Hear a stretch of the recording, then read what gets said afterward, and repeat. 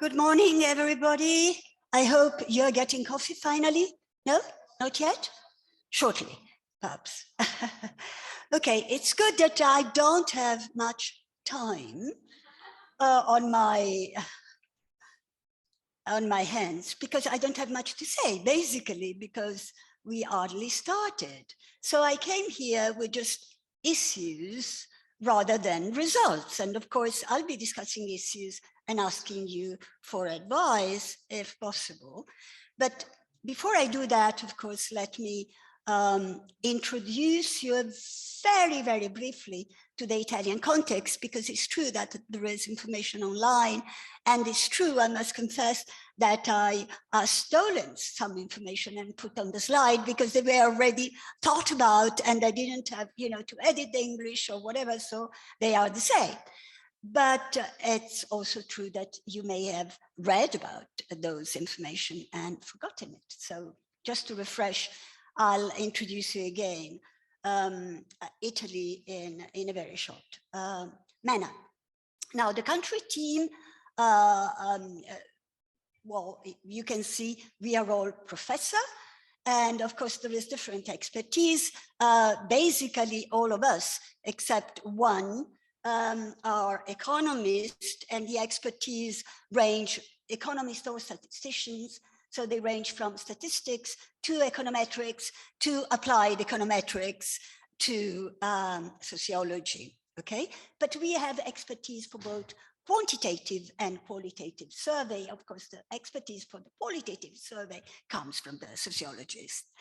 So that's the team. I must say, there are many students, those you can find online, and some of them are already at work. One of the problem or one of the issues I have is that it may be difficult to hold all the team together, including the students, if you don't sort of hurry up with beginning the real survey, because students, as you know, graduate or, they take their master and then they go. And so you have to start again. So time is an issue, but I guess that is true for everybody. So I'll go along. The partners is a foundation. It's a very important foundation in the Italian context because it was established by a labor ministry.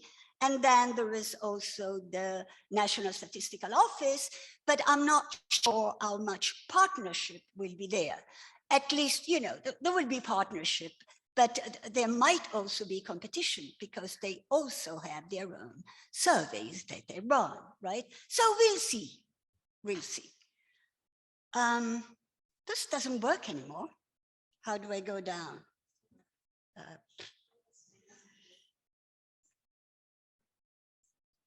Enter? Oh, just this. No, it doesn't? There we go. Oh, so I have to be, okay, fine. So the context. Well, remember Korea? You've learned a lot about Italy by learning something about Korea, although of course they are two very different countries. But Italy is a super age society, only second to Japan. Okay, and about a quarter of the population are over 65. And I'm afraid that I don't agree entirely with Sue Himmelwaite, who said, what's the problem about low fertility? When you live in a very old country like Italy, you can see several problems. I don't want to elaborate on that, but as usual, we can discuss some other time. Disability rate, of course, is higher with this population in percentage than the European figure, 35% in Italy, 40 Eurostat, of course, among the people 65 and over. Fertility below replacement level, but unlike Korea, that goes on since 1975. And that's why we have such an old population, okay? So we reached our record that Korea has reached now of being, the lowest fertility rate country much before you. Then we recovered somewhat, but now it's going down again. Anyway, we are more or less there, 1.2 children per woman. And unlike Korea, however, we also have very low employment rate, just because we like to sort of amass all the, condense all the troubles in one country. So low fertility, but also low employment rate for women, okay? Okay, but no, so I have to, yeah, sorry, but I'm grappling with, okay. No, sorry about that, but I injured my right hand, so it's not working properly. And that's why probably I'm not pushing. The care regime, the Italian care regime has been variously classified as belonging to the Mediterranean care regime, that's the name I gave with some co-authors, or more generally to the Southern European welfare regime. What does that mean? Well, of course, if you know the literature, you have an idea, but let's say that in Italy, while there is a fairly good, by world standard, healthcare system, thank God, with such aging population, the child and elderly care pivots on a very special triangular relationship between the state, migrant labor, and the family in the leading role, right? But migrant labor has a lot to play in this care regime, and the state obviously has also a big role, okay? Now, just a few figures for the formal informal care mix. This is a strange indicator, but it's easy to understand. For childcare 0 to 3, roughly 80% of children are not in formal care, right? The European figure is 73%. That means that roughly 20 are in formal care, and the figure for EU 27 is about 27% informal care, right? It is the reverse of what you use, and there are statistical reasons for that. I won't elaborate on that. I mean, if I have to comment on childcare, we are not champions, but we are not that behind EU schedule, okay? Things are different for elder care, where the incidence of formal care is much lower. So you have just 2.1% of the 65 plus that received care in institution. This is very low by continental standard, I guess, by Canadian standard, by any standard, right? And institutions are often private. 27% received medicalized service. So we have various categories of home-based elderly care service. 2.7% received medicalized services, and 1% just received domestic health services. These are given by local authorities, municipalities mostly, okay? So this figure are very low. So you can guess the rest is family plus, I would say, and that's one of the issues in healthcare, hospitals. Because when families cannot provide the care, what they do, they run to the emergency service, and then they, which is terribly expensive. But that is one of the features of a system that relies so much on the family. And why migrants, and why migrants don't solve the problem?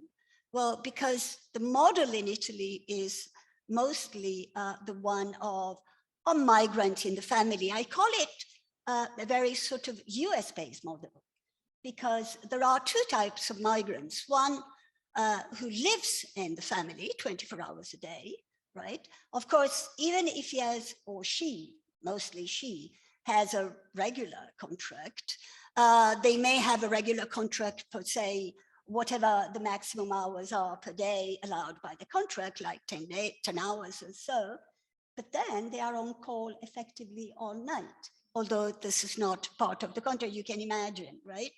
So that is one type of migrant in the family. And of course, that is used when there is a high degree of disability.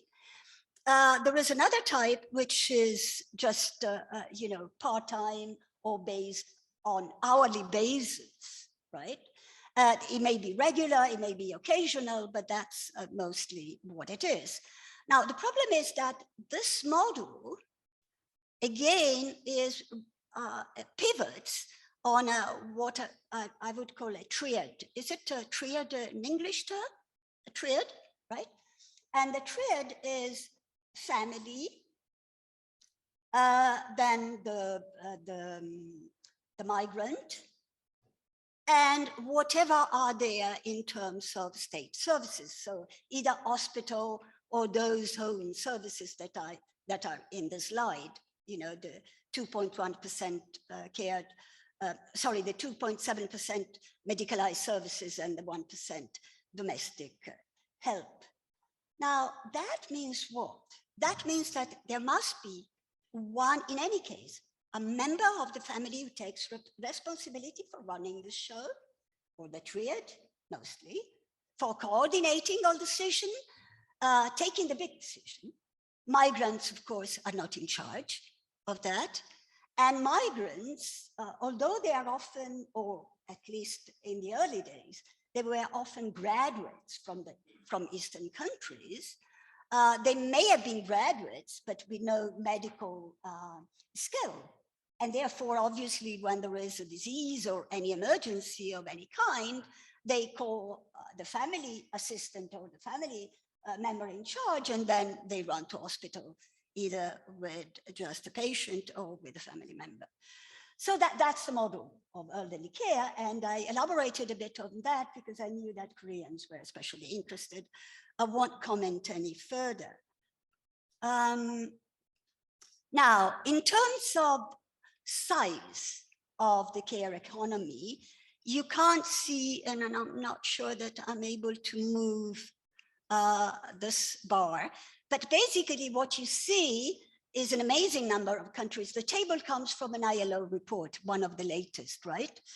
And I'm sure many of you are familiar with the table, and it shows the percentage of GDP that would be accounted if you valued unpaid care, right? Now, what is striking about this bar is that, first of all, Italy is not there, but I can give you an earlier figure. So I haven't barred no country because Italy is not there. They simply didn't have the data or the time to do the calculation, whatever. But I mean, the really striking thing is that you go from over 40% in Australia to something, you know, close to sort of below 10% in a country like Kyrgyzstan, right?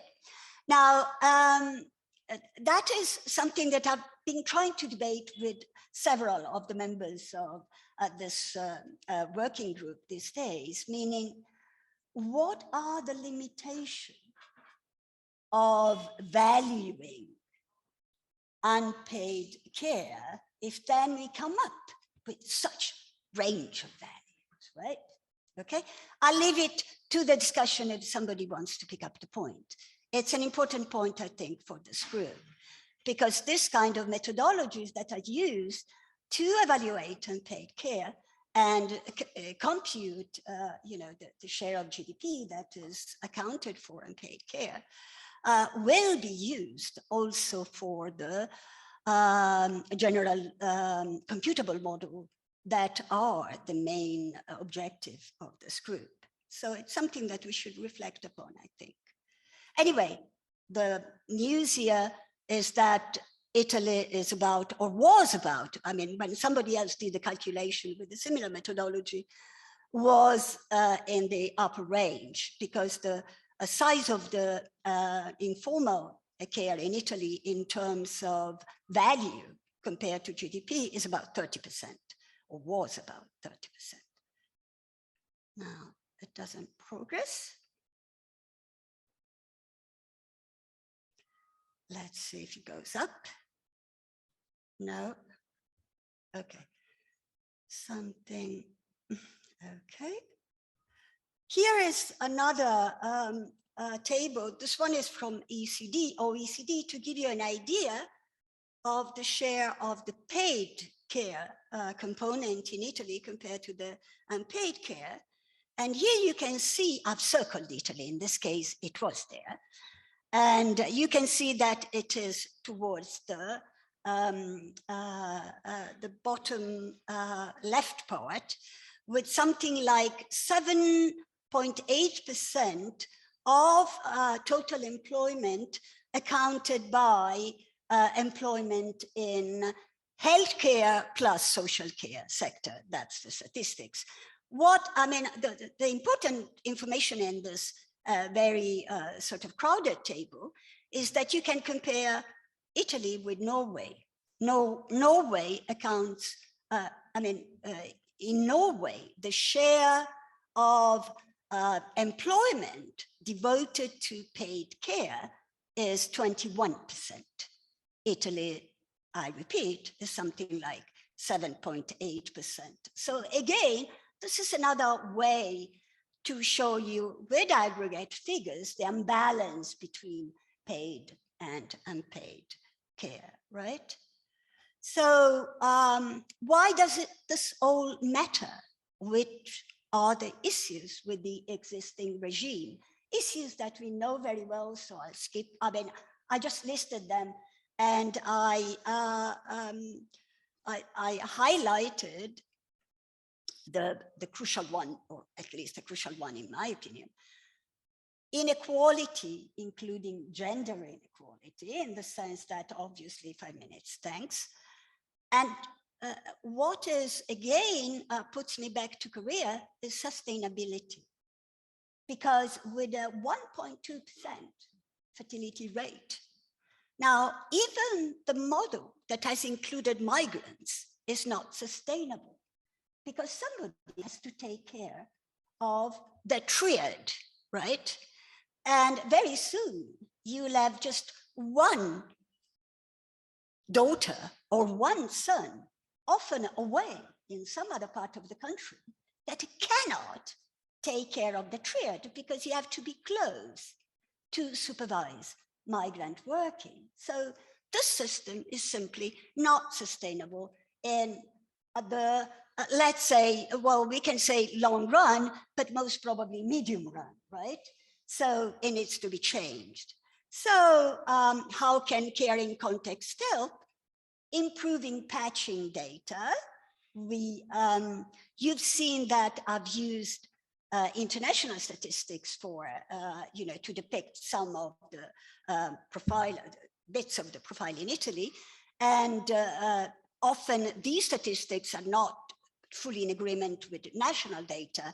There is an issue of data, to put it bluntly. So caring context can help there. And we agree totally with the main aim of the Caring Context project, which is to expand or modify existing models used by policymakers to incorporate the care sector and redesign policies in this way.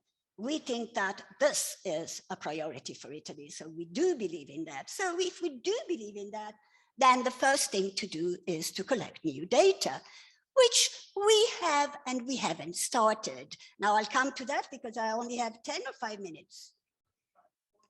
4.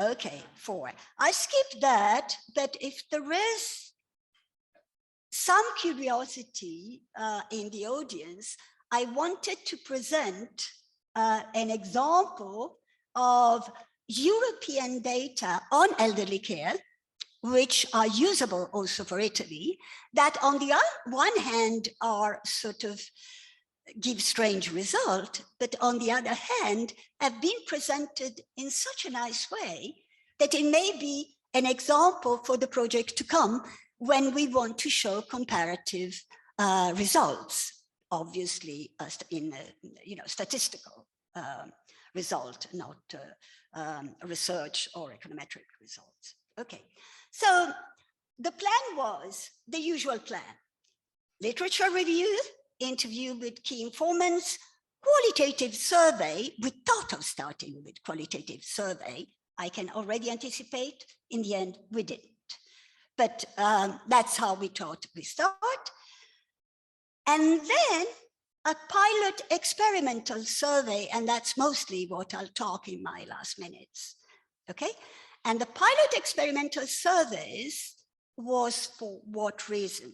Well, first of all, let me go to the next slide. We obtained a very small grant, something like 15,000 euros. And we are devoting it to running a very small survey, pilot survey. So we translated all the 4 harmonized questionnaire, the last version that we received. There are issues with that, I can expand on that, but we translated them. And now we are conducting very small pilot surveys with the help of students and of a survey agency, okay? And what was the aim? The aim was, very simply put, that since money is not enough for face-to-face interviews, then we want to find the optimal combination between different type of interviewing. So there is interviewing person, we call it CAPI, interviews, telephone interviews.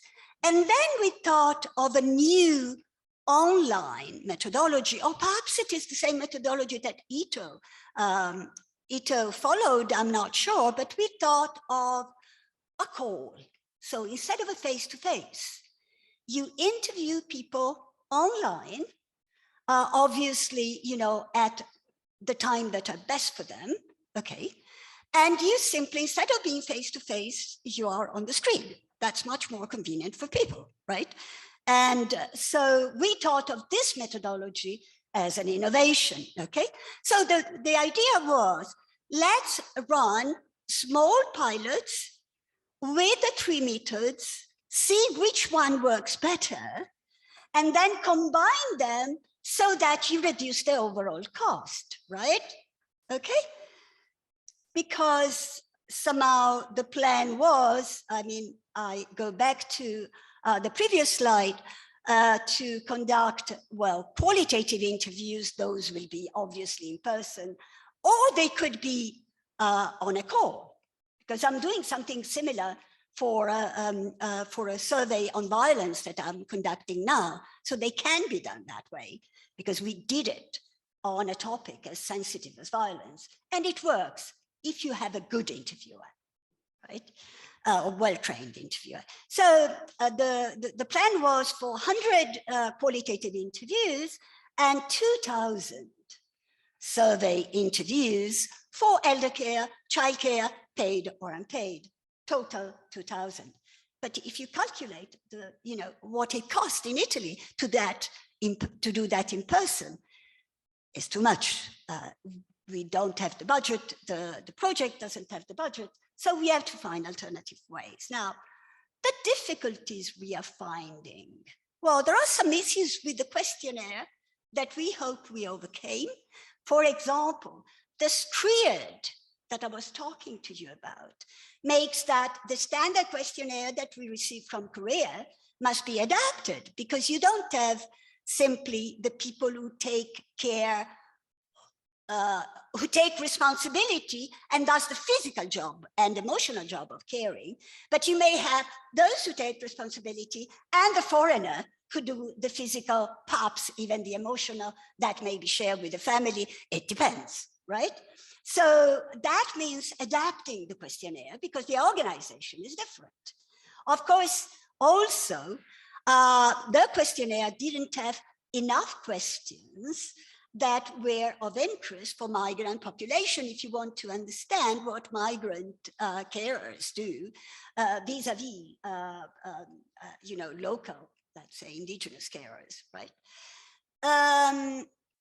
And another thing that we found in this pilot survey that we are conducting is that there is insufficient attention on the diversity of occupation for people in a formal care institution. It's much more articulated, whereas in the questionnaire, it's rather simple. However, if you want more complexity, you must make sure that you have the right mean to conduct interviews. Yeah, maybe the online face-to-face is okay, but certainly the face-to-face in person is out of budget. Let's put it that way, right? So that's one. Now, where are we with this pilot survey? Again, we are facing difficulties. So the first type of difficulties was with the questionnaire. We hope we solved it, not entirely, but we are improving the questionnaire as time goes along. The other difficulties are more serious. One type of difficulty, and I may warn other people in other countries, is related to COVID and institutional elderly care. Because in Italy, they are basically refusing to giving you access to the people working there, because, there has been, I don't know if it was the same here, but in Italy, there has been a mass TV campaigns against this type of institution, and people died there, and the hell happening within those institutions. So basically, they closed ranks, right? And they don't want to let you in. So in fact, here are the numbers. 27 residential facilities, these are public, right? So they are not mostly public, were contacted. Out of those, only 6 eventually accepted to participate in the survey, right? But no direct access with the care giver, the staff. They only asked us to mail the questionnaire, and this was self-compiled by the staff. And I can tell you that I analyzed the results, and of course, there are some obvious distortion, right? I don't even elaborate because the numbers, yeah, I'm finishing. Okay. They refused to give access to online interviews, as they refused to give access to in-person interviews, right? Then there was a different attempt by the survey agency. Of course, they are more professional. The first attempt with the residential facility was done by students. So maybe that their lack of experience didn't help. This, of course, these are, attempt that we are conducting. So the survey agency tried telephone interviews. No online calls yet, okay? But even here, out of 445 persons contacted, 238 were not eligible, meaning they didn't satisfy, the eligibility requirement to be a carer and so on. And here the number is not there, but almost 200 simply refused. So out of 445 contacts, we have 22 interviews. And the time they took was roughly, on average, 20 minutes, a bit less, meaning it went from 11 to 40 minutes. And one of the reasons why people wouldn't give you more time if you interview them is that they are caring at their old person at the same time. And they say, you are subtracting my time for care. So obviously this is a problem. Okay, now just for a more optimistic view, and then I close, we have not run the pilot for childcare, And there we are determined, we are really determined that one way or the other, even if the researcher will have to do the job, we'll do the 3 types, right? And try and come up with some result. But certainly, these are issues. Another of the issues, I don't know if you have the same thing, is that there have been restrictions to access of mobile phones. And this was because I, in particular, but many other people, are being harassed day after day by energy company who wage a terrific competition among them, and they want you, to shift provider. And there was no restriction on they having access to your phone. Of course, they buy the list, as you can imagine, right? And so you receive at least 3 phone calls a day from a provider who wants you to change, okay, and pass to another provider. People are fed up. And of course, so there has been consumer association who have asked for a change in the law. Unfortunately, the collateral effect of that was not thought about, was that it's much more difficult to conduct telephone surveys, and so on and so forth. So if you have any advice, here I am with my 2 ears wide open. Thank you.